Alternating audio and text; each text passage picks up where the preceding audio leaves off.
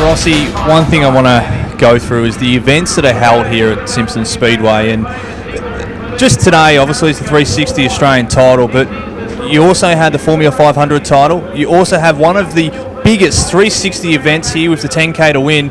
Just talk us through, over the last 12 to 24 months, was this something the committee talked about? Did it just pop up out of nowhere, or how do you get 2 Australian titles? That's my question. Well, interestingly, Jake, the club saw back a couple of years ago the chance to look at having an Australian 360 Sprint Car Championship in Victoria, because for most of the time it hasn't been held in Victoria. And with running the All-Stars series here yearly with Mandy Searle, the club thought, well, we've got nothing to lose, we'll put in an application for it. The first time the club put in the application for the 360 Australian Sprint Car Championship was 2 years ago, and it was down to Adelaide and to Simpson, and Adelaide consequently won. Then the following year we said, well, we'll try again and see if we're successful, and as it turned out, we were successful and were awarded the Australian 360 Sprint Car Championship.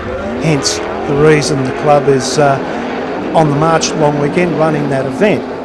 What did happen in between all of that was the Victorian Formula 500 Association had come to the club and said, you know, we haven't had an Australian title in Victoria for quite some time, and we'd really love Simpson, if you were interested, to apply for it and run it at Simpson in Victoria on our behalf.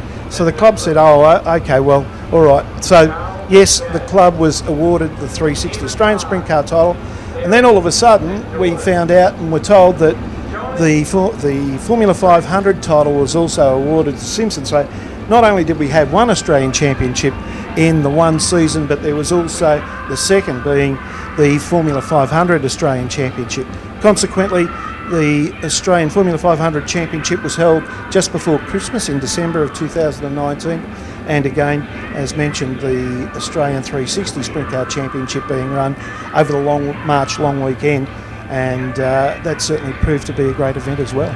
Now, obviously, it's a massive task to have an Australian title and to have 2 in essentially the one season as well. Do you change anything in terms of the preparations you do with the track? Do you change what your committee members do on a weekly basis? How do you go about just your regular season, getting that underway, and then adding 2 Australian titles to it? The club certainly put a lot more thought into those 2 events, but didn't lose sight of the fact that it's, please don't take this the wrong way, but it's just another race meeting, but it's an extra day.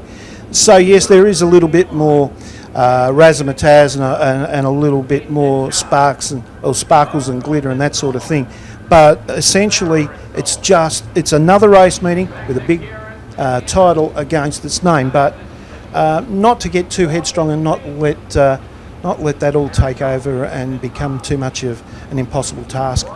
Subsequently, having the opportunity to run the Formula 500 title back in December set the club up pretty well to go into the 360 Sprint Car Australian Championship on the March long weekend,